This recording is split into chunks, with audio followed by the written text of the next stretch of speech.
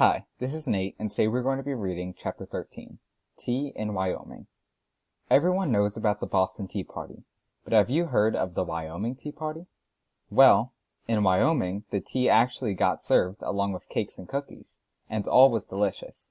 The day was pleasant, and the conversation lively, when Esther Morris got to the point of the tea party. Esther Morris always got to the point. Everyone expected it of her. She was gracious, very intelligent, and dependable. Her two guests thought highly of her. So did most people in South Pass City. And, with its 3,000 inhabitants, mostly miners, South Pass City was the largest town in the Wyoming Territory. Esther Morris grew up in Oswego, New York, became an orphan at age 13, learned to make hats, and earned a living as a milliner, a ladies' hat maker. Then, when her husband decided to go west in search of gold, she went with him. Esther was so capable that she was asked to be Justice of the Peace. She took the job and became, so it is said, the world's first woman Justice of the Peace. Now, back to the Tea Party. Esther's guests were the two candidates for the Wyoming legislature, a Democrat and a Republican. She wasn't going to take any chances. She wanted to cover both parties. She asked each of them to promise, if he was elected, to introduce a bill into the legislature giving women the vote in Wyoming.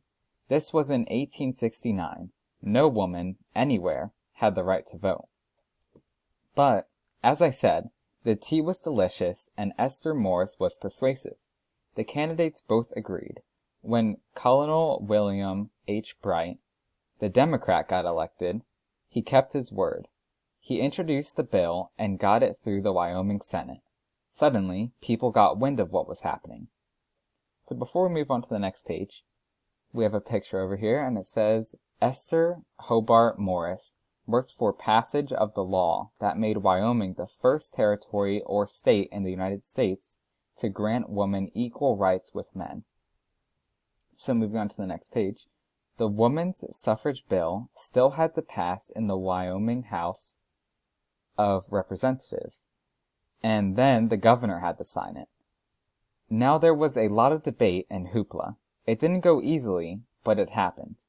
On November 9th, 1869, the legislature passed an act to grant to the women of the Wyoming Territory the right of suffrage and to hold office.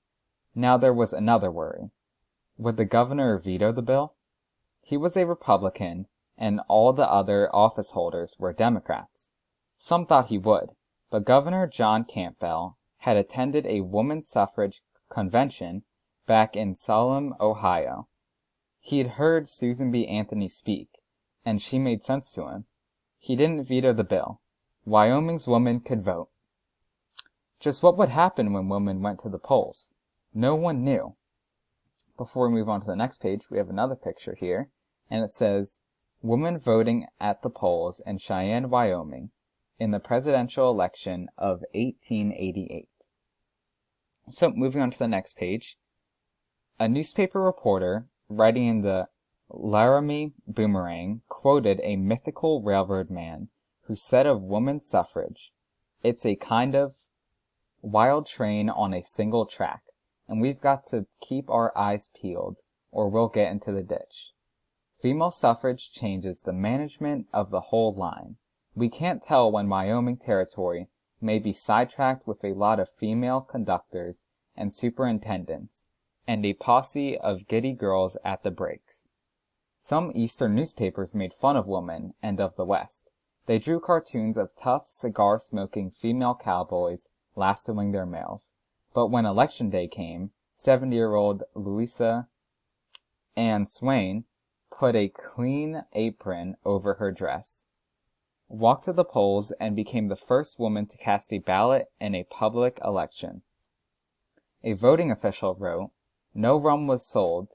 Women rode to the polls in carriages furnished by the two parties, and every man was straining himself to be a gentleman, because there were votes at stake."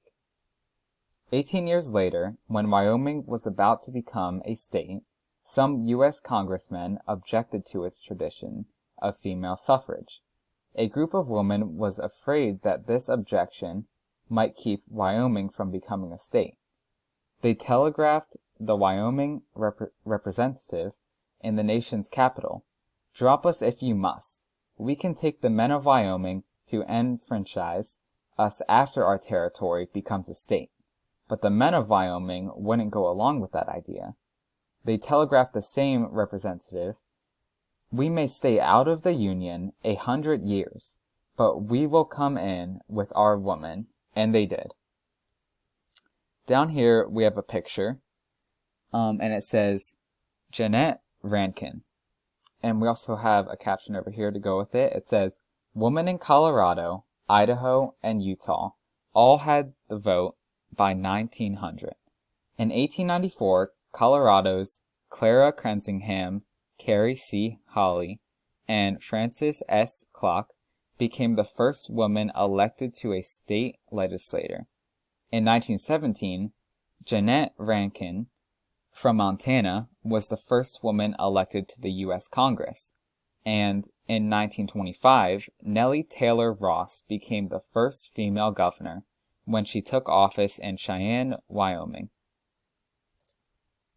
So that was chapter 13. I hope you all have a great day.